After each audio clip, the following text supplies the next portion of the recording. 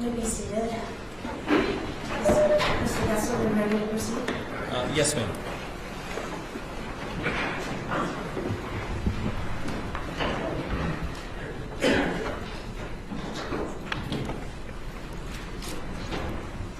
Can we just dive into it, Your Honor? Yeah, just dive in. Okay. So, Dr. Simi, I'm going to start with some exhibits here, and I'm going to talk about sort of intentionality and interpretation. So that's sort of what this. Sorry, can you speak a little louder? I'm going to talk about intentionality. Yes, ma'am.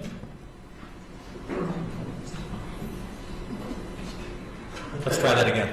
I'm going to talk about intentionality and interpretation as sort of the next part of what we're going to talk about. So let's bring up 1074.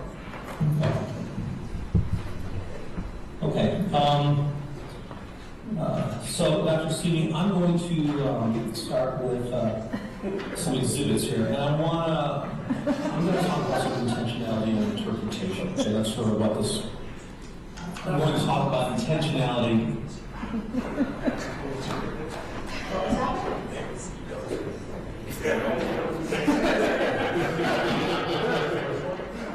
we get that monitor on there?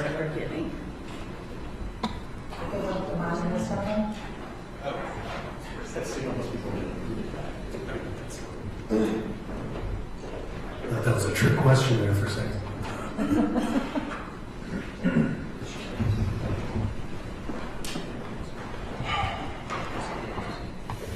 Okay. So can we play just for the first 5 speakers on this video, please?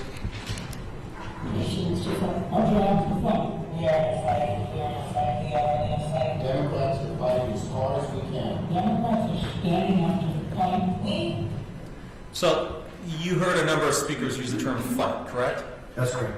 And I'd represent to you that those are leading members of the Democrat Party and office holders. Are you able to tell from their speech whether or not they're intending to provide a message to the members of the far right-wing extremists? If I may explain my answer? Let's just start off on small bits, and then I'll certainly give you a chance. So from what they're saying, so they're using the word fight, are you able to tell if they're intending to speak with far-right extremists? No, absolutely not. And it'd be fair to say that you can infer that they're not intending to speak with far-right extremists because they tend towards a different side of the political spectrum. Would that be fair to say? I wouldn't necessarily want to make that kind of inference on limited information, but I understand your characterization. Would it be fair to say that in order to understand whether they're, well, let me back up. Can you tell from what they're saying whether or not the members of the far right-wing extremists would view that as a communication to them? 10-second clips? Absolutely not. You'd need more context, correct? More information, more context. And what is some of that more information you need? You'd want to look at past communication patterns. You want to understand the historical context between the speaker and whatever community or culture you're trying to understand, whether they have a relationship with. You'd want information from that culture's perspective. In our case, right-wing extremists and how they receive messages, and in particular as it relates to that specific person. So there's a number of different types of information you'd want to be able to more fully assess and try and identify whether there's any patterns that are present. Let's play a little bit more. I'm guessing your answers are going to be the same, but we're going to go through this. Okay. Play 5. Democrats are going to fight like hell. We fight like hell. I will fight like hell. Did you answer the same for those 5? Yes, it is. Okay. Let's just finish the clip, and I'll ask you a few more questions at the end of this clip, okay? Sounds good. I'm going to fight like hell. I will fight like hell. I will fight like hell. I and many of the senators and members of the House will fight like hell. We are going to fight like hell. We're going to fight like hell. fight like hell. And we just have to fight. We're gonna fight. We're gonna fight. We're gonna fight. We're gonna fight. If you'll fight, To fight. Political revolution. That means that millions have got to stand up and fight. and fight, stand up and fight back, to fight and continue to fight once again. Fight back in the fight we're fighting at. My part. To fight administration. Get up, get what you don't fight for. We'll also fight him and challenge him in every way that we can. Fight in Congress, fight in the courts, fight in the streets. In the Congress, in the courts, and in the streets. There's the fight, and there's the fight to defend. Who are we going to take on this fight? The American people are going to have to fight. Get in this fight. Get in this fight. Around the clock fight. We gotta keep fighting and keep focused. We will fight when we must fight. We've been fighting, so we need to fight, but we also need to fight. Always we're not gonna fight. This is going to be a fight. We always must fight. We're the fight of our lives. We're gonna be the fight of our lives. This is the fight of our life. The fight of our lives. We are in this fight for our lives. You cannot ever give up fighting. Okay, you heard a few speakers in there say we're going to take the fight to the streets. Do you remember hearing that among some of the speakers? Two of them, I believe, said that. Okay, I trust your characterization. You don't want me to play that whole thing again, do you? I'd rather not. Okay. So there's a couple speakers that said we're going to take the fight to the streets. If they were at a rally with far right-wing extremists in it, and they used the term fight, and we're going to take the fight to the streets, would those far right-wing extremists interpret that as a call to violence? They had a relationship with the speaker that involved a history of that speaker promoting and endorsing violence, both before and after violent incidents had occurred.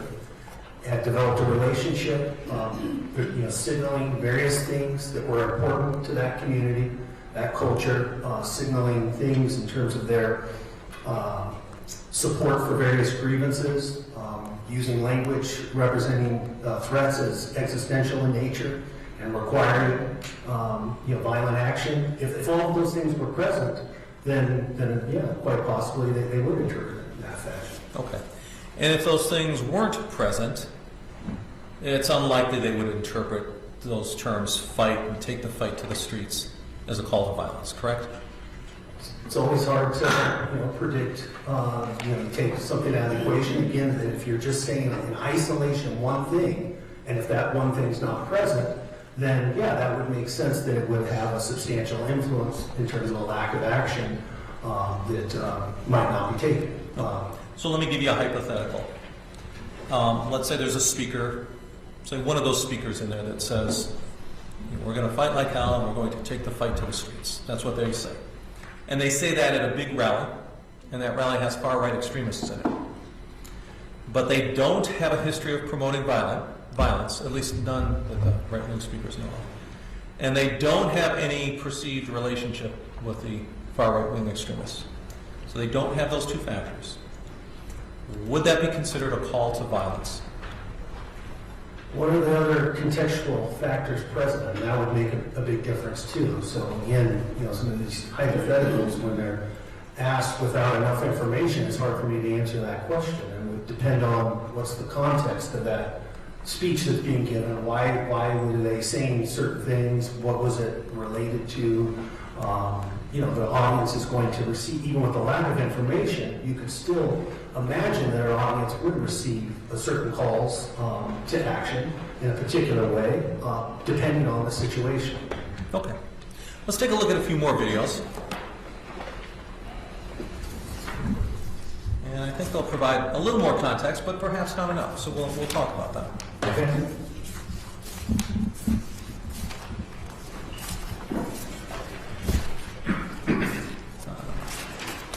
Exhibit 1046, please.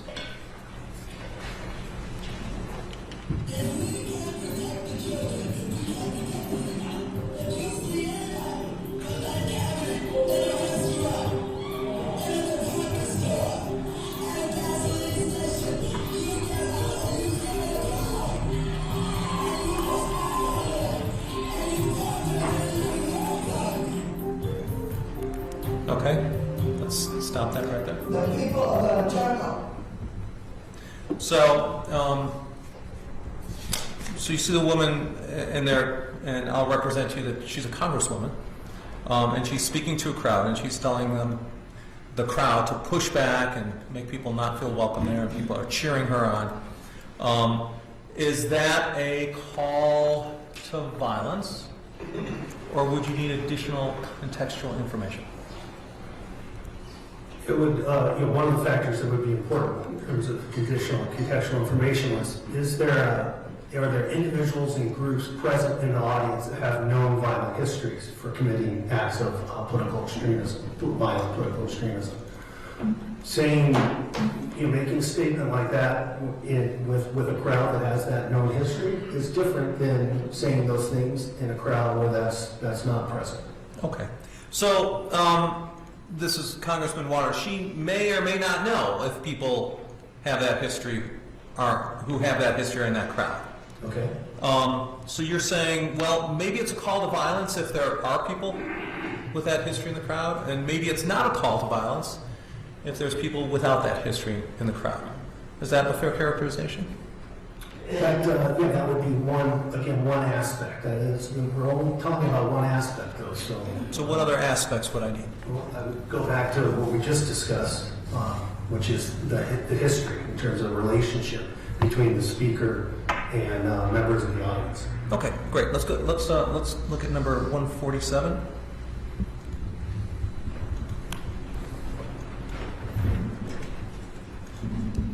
Thank you for having me.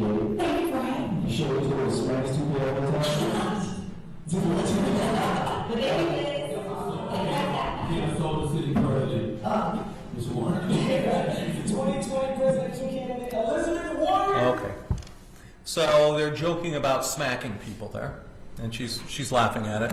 Does that give you enough context to know whether or not that would be perceived as an endorsement of or a call to violence?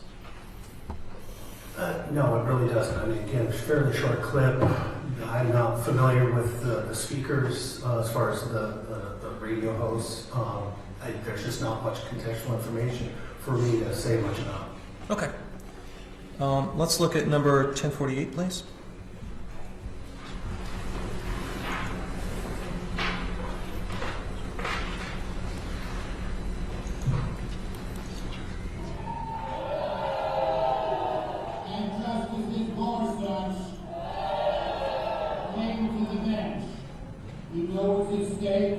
Over the last 3 years, women's reproductive rights have come under attack in a way we haven't seen in modern history. From Louisiana to Missouri to Texas, Republican legislatures are waging a war on women, all women. And they're taking away fundamental rights. I want to tell you, Gorsuch, I want to tell you, Kavanaugh, you have released the whirlwind. And you will pay the price. You won't know I hate you if you go forward with these awful decisions. Okay. Let's talk about that one a little bit. Do you know who that is speaking, or do you understand the context behind that? I know who the speaker is. Okay. And you understand the context that was involved in a debate with respect to abortion and the possibility of the United States Supreme Court issuing a decision? Yes, that's my understanding based on what I saw. Okay. Did you have a pre-existing understanding before looking at this video? Of this particular clip? Yeah. No, I did not. Okay. So you heard Senator Schumer. He talked about how women are coming under attack, how people are waging war on them, and taking fundamental rights. Is that language characteristic of some of the language used by far right-wing extremists? I'm not saying he is one, but does it have the same characteristics of some of the language used by far right-wing extremists?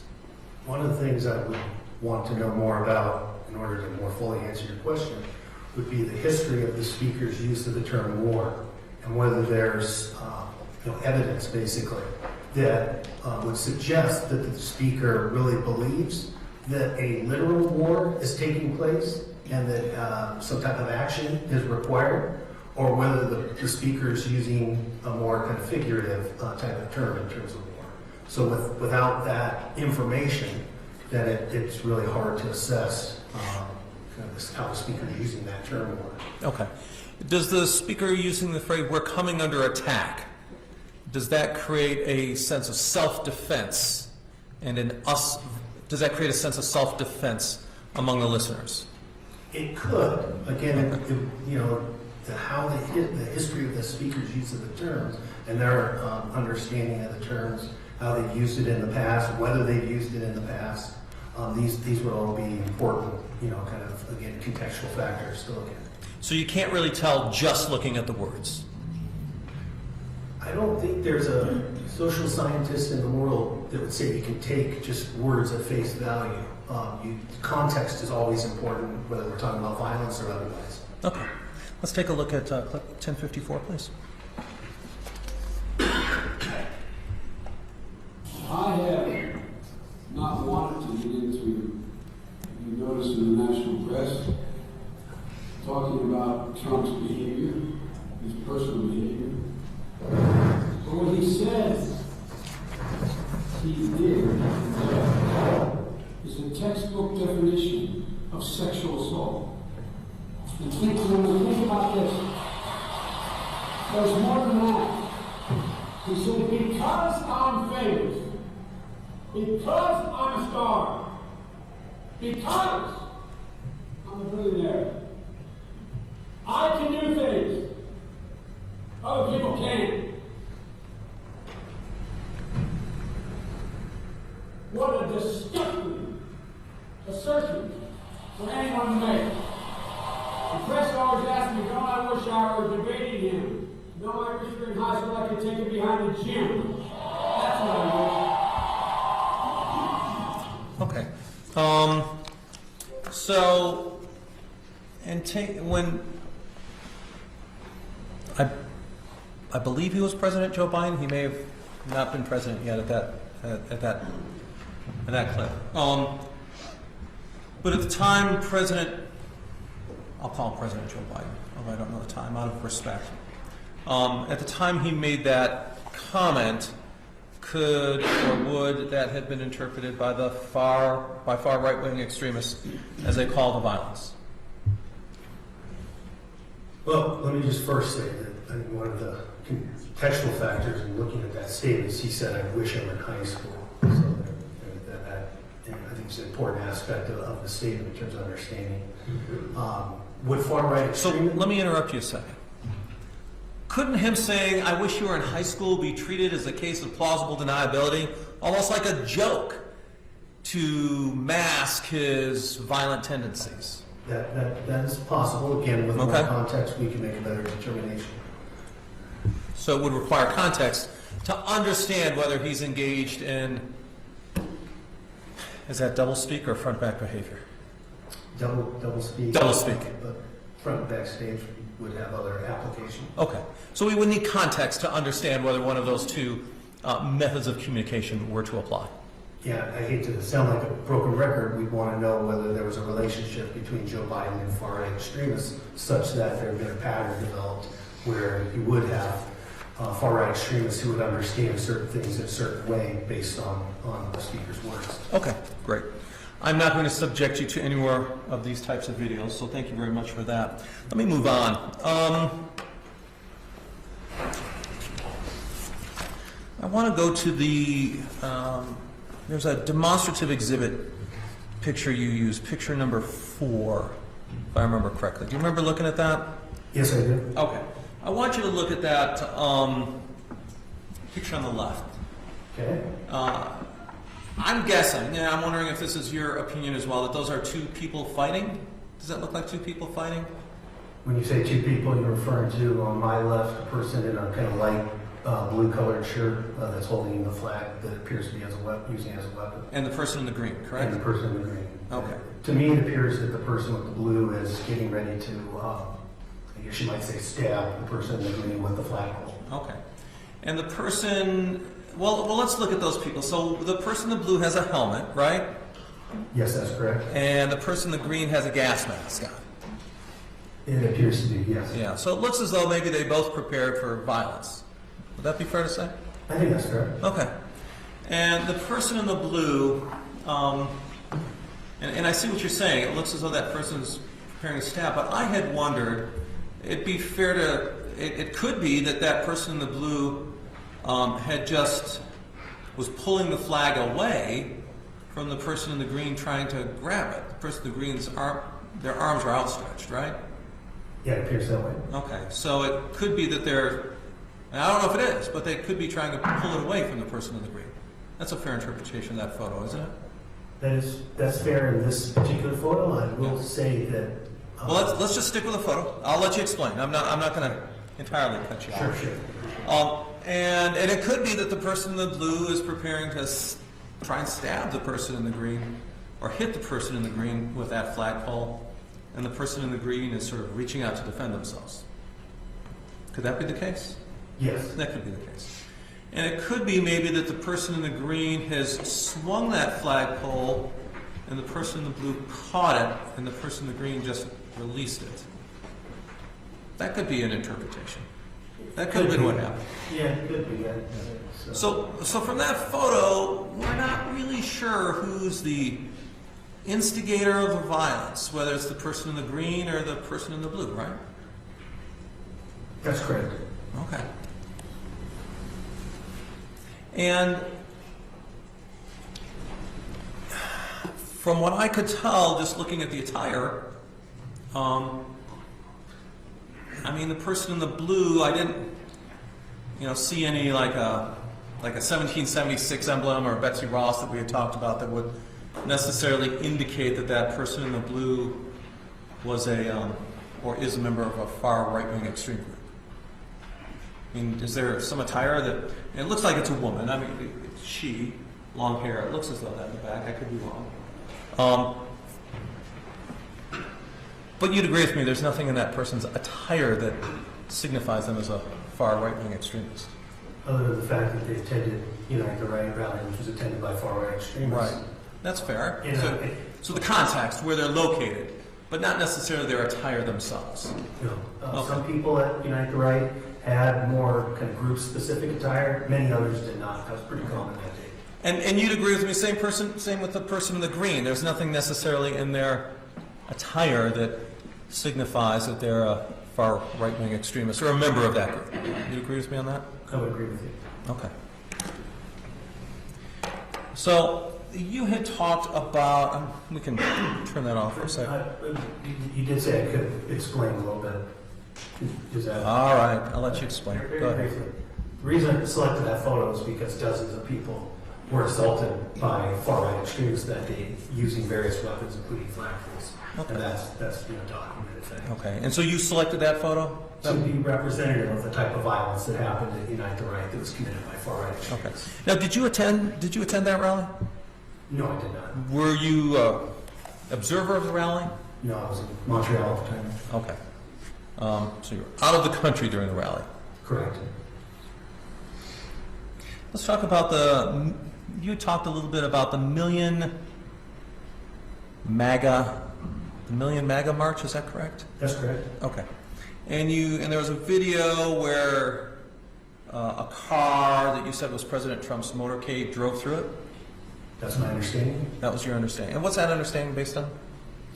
It's been documented in multiple places. Okay. And the reason I asked that, I mean, I just saw one vehicle drive through. I mean, I guess in my experience, it seems though there's sort of a whole convoy usually. I think we might have saw a little slightly different aspect of the Okay. video. There's several vehicles. Okay. And you testified, if I remember correctly, that the vehicle went through, and then after that, violence broke out. No, that wasn't my testimony. How did I misunderstand that? The way you're characterizing it now, it sounds like it kind of almost immediately broke out. It said at some point later. Oh, at some point, like, okay, I'm sorry. I was just trying to get the sequence right. I didn't mean to imply that it was immediate. Okay. So the vehicle drove through, people cheered it, and then at some point later, violence broke out. Correct. Okay. And did you attend that event? No, I did not. Okay.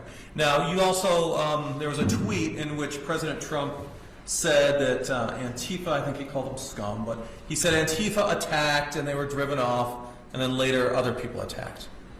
Do you remember that tweet? I do. Okay. And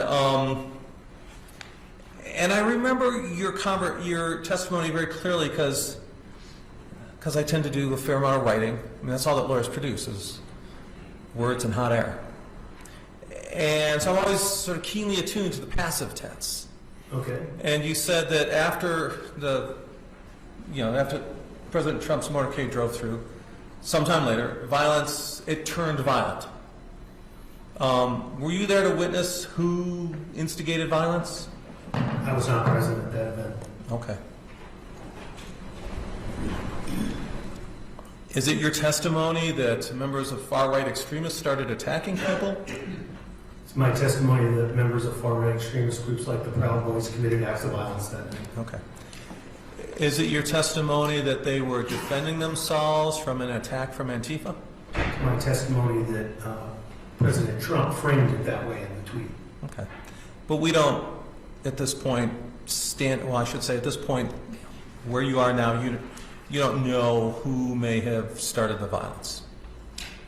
My understanding is that certainly some of the members of the Proud Boys instigated the violence. So there were arrests made and so forth. So. And what's that understanding based on? Public documents. And I guess the reason I'm asking is I didn't see a public document in your expert report that would indicate who caused any of that violence. I mean, I'd have to review my reports. Okay.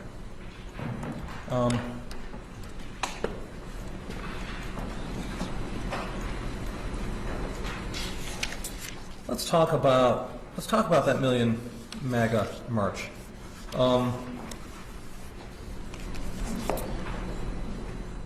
President Trump did not organize that march. Is that correct? That's correct. Okay. And he didn't invite the speakers to it, did he? No, he did not. And he did not invite who attended to it. He didn't invite the attendees, did he? That's correct.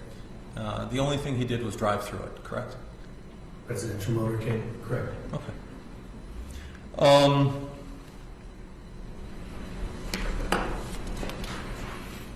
Let me ask you another question. So there was another video, I think it's number 73. I'm just going to play a portion of it to remind you. I'm not quite even sure how to describe it. All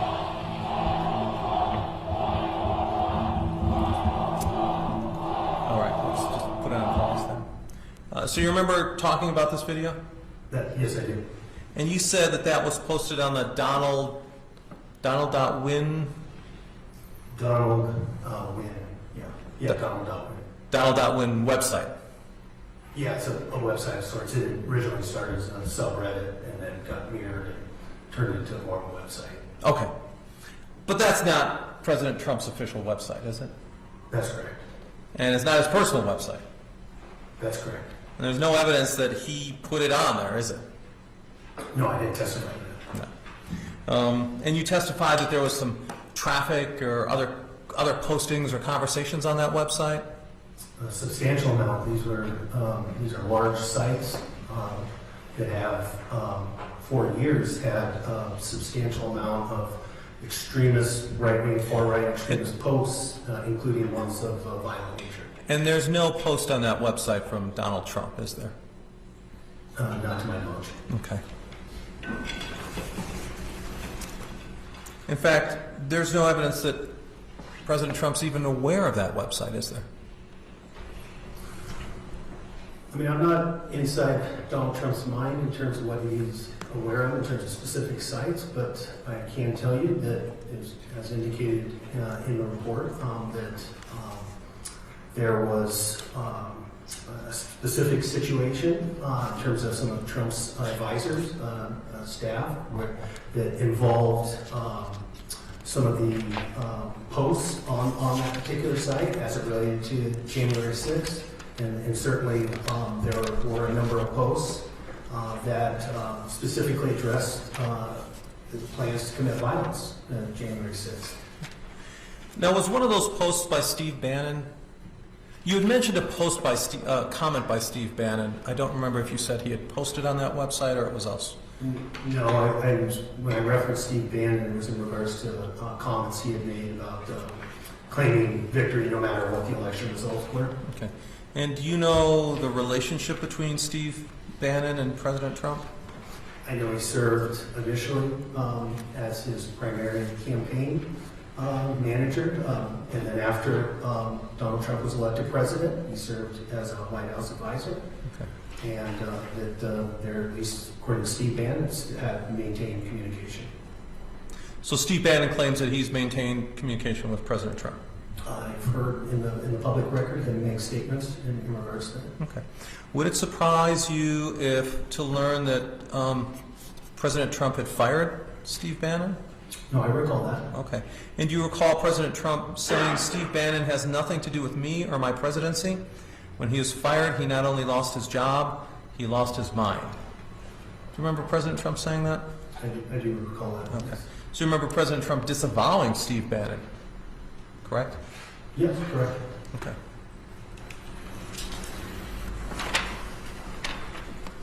So let's go back to the sort of speech patterns. So you're talking about relationships and whatnot. So if President Trump were to rally, and we saw, I think where there was a protester or something, and he says, "Get that person out of there." That could be considered a call to violence if there's far right-wing extremists in that group. Is that fair to say? Yeah, especially if it's part of a pattern and it involves after the fact endorsements. Okay.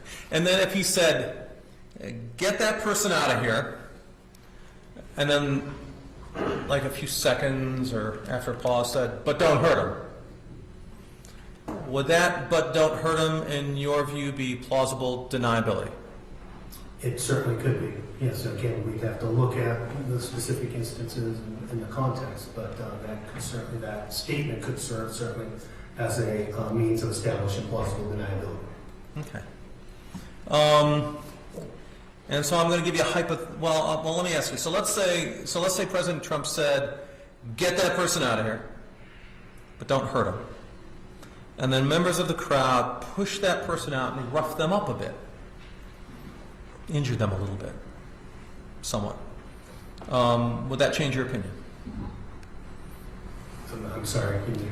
Would that, in your view, if President Trump said, "Get that person out of here," and then shortly after said, "But don't hurt him," Right. and members of the crowd interpreted that to get the person out, to physically, forcibly remove that person, Including assaulting the person. and that person was hurt, injured. So by means of assault. by means of those, yeah, exactly what those people did. Okay. Would you view President Trump's comments as a call to violence? I would view, well, so that's quite good. The previous question was about plausible deniability. I understand. I'll first ask you, would you view that as a call to violence? Within context, if there's a pattern established, if there's been endorsements for violence after the fact, then certainly that would fit that pattern. Okay. And then if he said, "But don't hurt him," would that be an example of plausible deniability? If there was an after-the-fact endorsement of the violence that occurred, then certainly that would give credence to interpreting the statement that you just mentioned as an effort to create plausible deniability. Okay. But I'm not going to give you that part of the hypothetical. I'm just going to say that President Trump said, "Get him out of here," and then said, "But don't hurt him." And that there was a crowd, and the crowd in fact reacted, at least some members of that crowd, reacted with violence. They forcibly put that person out there. Okay? Is the phrase, "But don't hurt him," is that plausible deniability? That's all we have to go on. Well, you know, like the answer, but it depends. It's going to depend on context. It's going to depend on patterns. So giving one isolated example as a hypothetical with small bits of information, it's difficult to know exactly how these things should be interpreted or would be interpreted. Okay. But in your view, there's a possibility that it could be interpreted as a call to violence plus plausible deniability. There's a possibility that that could be the case. Yes. Okay.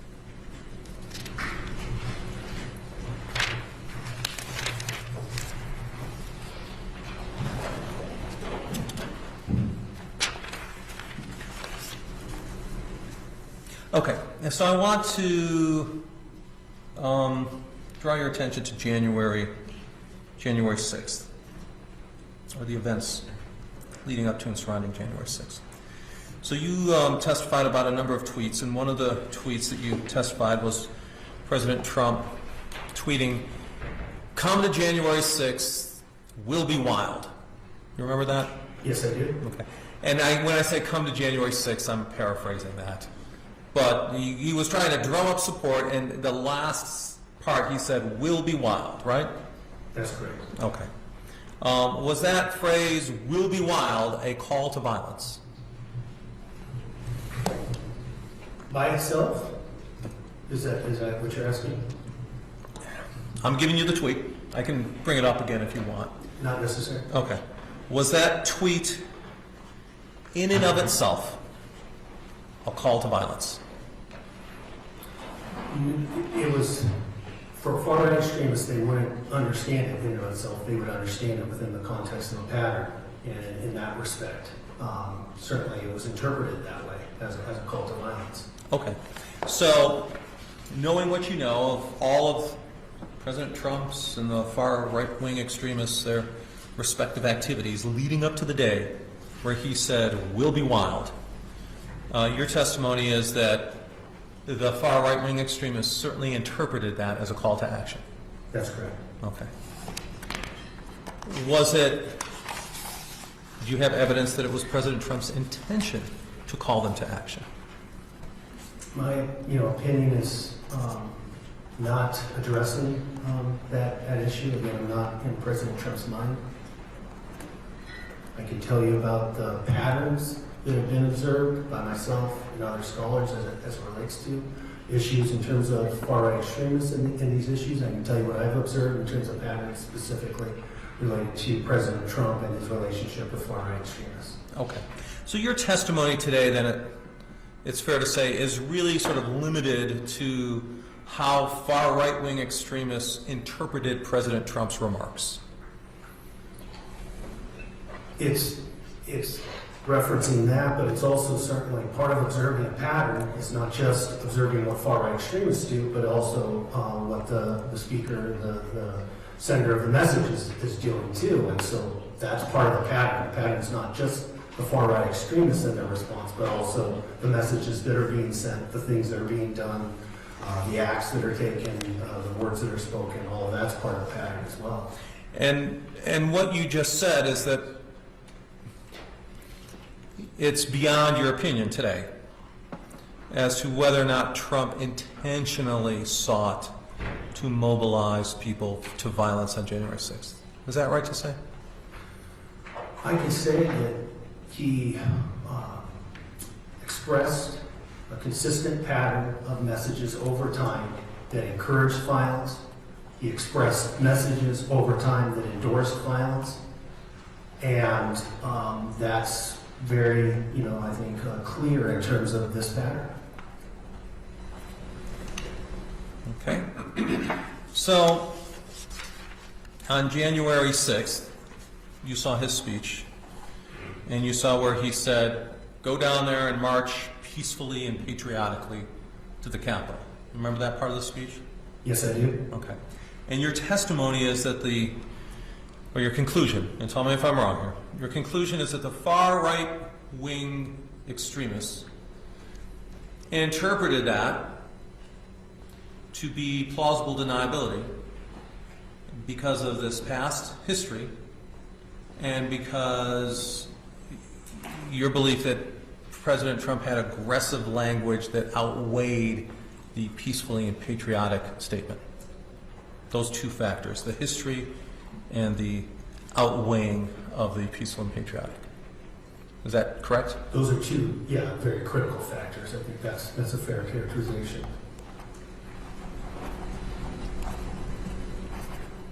And the aggressive language had to do with going down there and fighting and that type of phrase. As well as the existential threat type of language, you might say, as well as the reference to essentially a different set of rules applying. So it was the aggressive language in terms of the references to fight, which a number of times, 20 some odd times, but also some of these other things I just pointed to as well. Okay. But at the end of the day, you don't, I mean, like you said, you don't know what was actually going through President Trump's head. Not in President Trump's mind. Okay.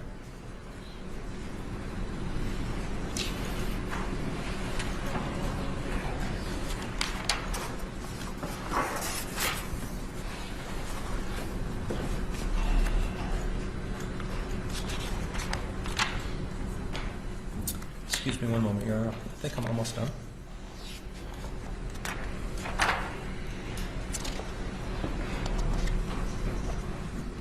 Oh, one other question about plausible deniability. If I heard you correctly, so if one of the characteristics, be fair to say, of plausible deniability is that the speaker only makes that denying statement once. And it's a different matter if the speaker makes that denying statement multiple times in a speech. That could make a difference. This is all contextual, so it would depend on overall statement, what portion the specific efforts at plausible deniability kind of consisted of. There's just a lot of factors we have to take into consideration. Okay.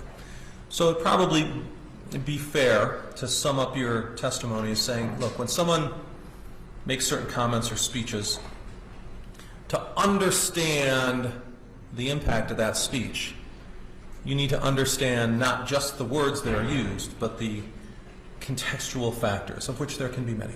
Is that fair to say? Very fair. Okay. That's all I have. Thank you, Your Honor. Any